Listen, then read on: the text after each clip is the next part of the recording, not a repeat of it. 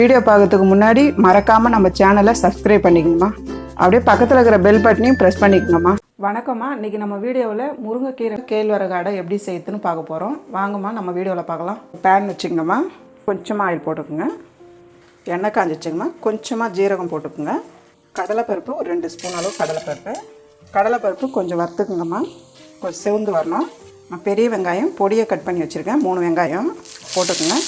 பச்சை மிளகா பொடியை கட் பண்ண பச்சை மிளகா 4 மிளகா போட்டு நல்லா வதக்கிடுங்கம்மா. பாருங்கம்மா, கரெக்டாக இந்த அளவுக்கு வதக்கிடுங்க. இப்போ இந்த டைமில் கொஞ்சம் உப்பு போட்டுருங்க தேவையான அளவுக்கு. பச்சை மிளகா காரமே போதும்னா விட்டுருங்க. இல்லைன்னா உங்களுக்கு தேவைன்னா கொஞ்சமாக ஒரு 1/4 ஸ்பூன் சில்லி போட்டுருக்குங்க. Chilli powder. முருங்கீரை வந்து கழுவிட்டு வச்சுருக்கோம்மா. வெறும் இலையை மட்டும் போடாதீங்க. இந்த மாதிரி குச்சி இருக்கிற அளவுக்கு போடுங்க. இலம் குச்சியாக இருக்கணும். போட்டு லைட்டாக இப்படி பரட்டி விடுங்கம்மா. முருகலாக வரக்கூடாது. லைட்டாக பரட்டி விடுங்க. அவ்வளோதாம்மா. ஸ்டவ் ஆஃப் பண்ணிவிடுங்க. இப்போ வந்து நம்ம கேழ்வரகு மாவில் போட்டு இதை கொட்டி பிசைய போகிறோம். கொஞ்ச நேரம் ஆறட்டும். 1/2 கிலோ கேழ்வரகு மாவுமா இது. கொஞ்சமாக இதில் உப்பு போட்டுங்க. நம்ம ஏற்கனவே கீரையெல்லாம் உப்பு போட்டிருக்கோம். போட்டு ஒரு கிளறுங்க. இப்போ நம்ம வதக்கி வச்சுருக்கோம் இல்லைங்களா, வெங்காயம் முருங்கீரைலாம். இப்போ இதில் ஆட் பண்ணிக்கலாம். போட்டு நல்லா பிசைஞ்சிக்கணுமா.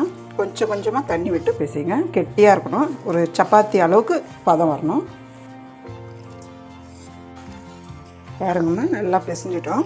இப்படி எடுத்து இந்த சைஸை உருண்டை பிடிக்கிற அளவுக்கு வந்துடணும். அடை தட்டுற அளவுக்கு நல்லா பிசைஞ்சிடுங்க. பாருங்கம்மா, ஒரு தட்டு வந்து இந்த மாதிரி இது வந்து கவுத்து போட்டுருங்க. ஒரு காட்டன் போட்டுங்கம்மா. இப்போ மாவு எடுத்து இந்த சைஸில் உருண்டை எடுத்துக்கோங்க. உங்களுக்கு எவ்வளோ சைஸ் வேணுமோ அதுக்கேற்ற மாதிரி எடுத்துங்கம்மா. கையில் லைட்டாக தண்ணி தொட்டு நல்லா அப்படி தட்டிக்குங்க.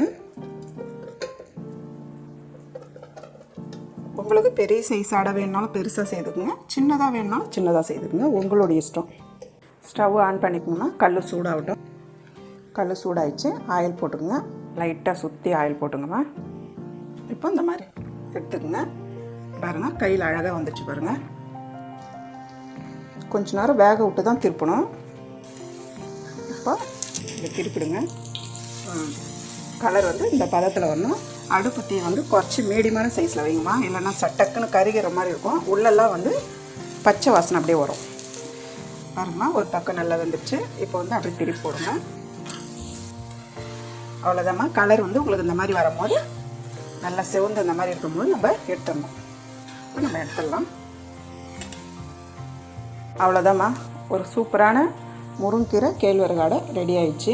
நீங்களும் வீட்டில் செஞ்சு பாருங்கள். இந்த வீடியோ உங்களுக்கு பிடிச்சிருந்தா லைக் பண்ணுங்கள், ஷேர் பண்ணுங்கள். உங்களுக்கு ஏதாவது டவுட் இருந்தால் கமெண்ட் பண்ணுங்கள்.